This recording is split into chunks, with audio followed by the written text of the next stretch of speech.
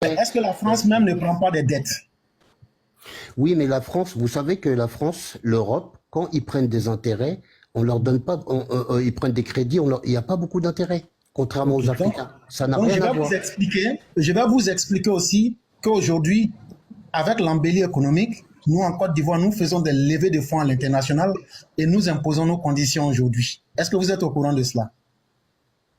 Non, non, non, non, Ok. non. Je n'étais pas Ok. au courant. Donc, ce que je vais vous dire, vous tapez les levées de fonds en Côte d'Ivoire sur le marché international, vous allez voir les taux d'intérêt, ça ne dépasse même pas les 3%. Hmm. Parce que les D'accord. trois agences de notation que sont Moody's, Fitch et S&P reconnaissent que la Côte d'Ivoire est un pays solvable et reconnaissent que tout dernièrement en Angleterre, la Côte d'Ivoire a eu la meilleure gestion au monde de sa dette publique. Et donc, au nom de tous ces indicateurs, je peux vous affirmer que nous ne sommes tenus par personne. Et cher monsieur, je peux vous dire, lorsque le président Ouattara prenait le pouvoir en 2011, la France était le premier partenaire commercial de la Côte d'Ivoire. Mais aujourd'hui, la France est sixième partenaire commercial de la Côte d'Ivoire. D'accord. Aujourd'hui, s'il vous plaît, aujourd'hui, à partir du 25 janvier 2025, nous allons signer un accord et l'armée française va ramasser ses bagages et rentrer chez elle. Parce que nous avons développé notre armée pour être suffisamment capable de nous assurer la sécurité. Et donc, si vous lisez le livre de Nicolas Machiavel, vous comprendrez les trois sortes de pouvoirs et de ce qui peut garantir la survie des différents pouvoirs.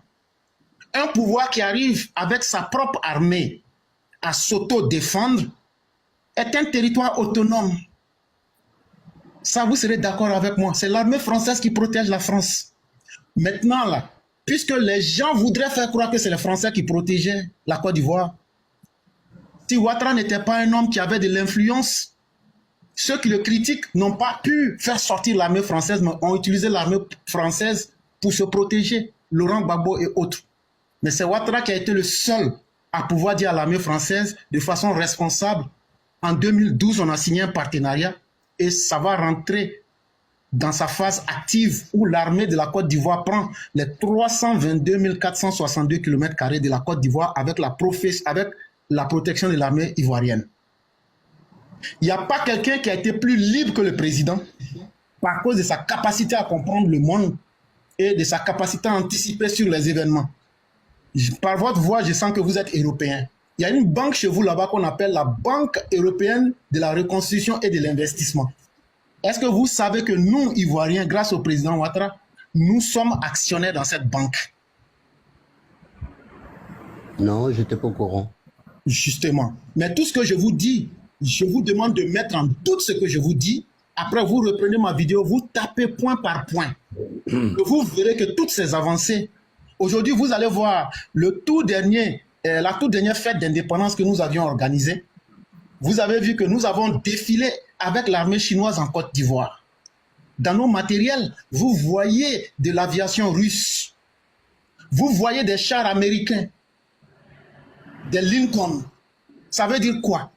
Le président Ouattara aura été ce dirigeant-là qui a libéré la Côte d'Ivoire et qui a utilisé sa capacité, je vais dire, de quelqu'un qui a compris le sens du capitalisme pour libérer la compétition. Et la Côte d'Ivoire n'a jamais été aussi libre que sur le président Ouattara. Je peux vous envoyer une vidéo où le président Ouattara dit devant des journalistes français, si les Français, si notre cacao ne les intéresse plus, les Européens, je peux le vendre aux Chinois. Oui, je l'ai vu la vidéo. Justement. Mais est-ce que les autres présidents qui n'étaient pas libres selon eux pouvaient tenir ce genre de discours? Je crois qu'il y a ce que les gens ont toujours voulu faire croire, mais la Côte d'Ivoire de la réalité qui travaille est complètement différent de ce que les gens disent sur l'Internet. Et donc, quand vous faites une belle ligne de démarcation, vous comprenez clairement les choses. Il faut aussi ajouter que toutes les rues d'Abidjan qui portaient les noms de colons sont en train d'être débaptisées. Le boulevard Giscard d'Estaing s'appelle aujourd'hui boulevard Houphouët-Boigny.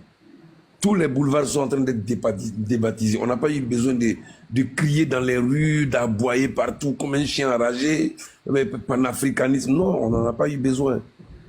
Diplomatiquement, il est en train de changer. Voilà. Et donc, M. Wilson, pour vous dire que nous avons utilisé la politique du soft power. Ça veut dire nous crions moins, mais nous agissons sur les événements pour les contrôler en notre faveur. Et donc, on n'a pas besoin de faire beaucoup de bruit comme les autres.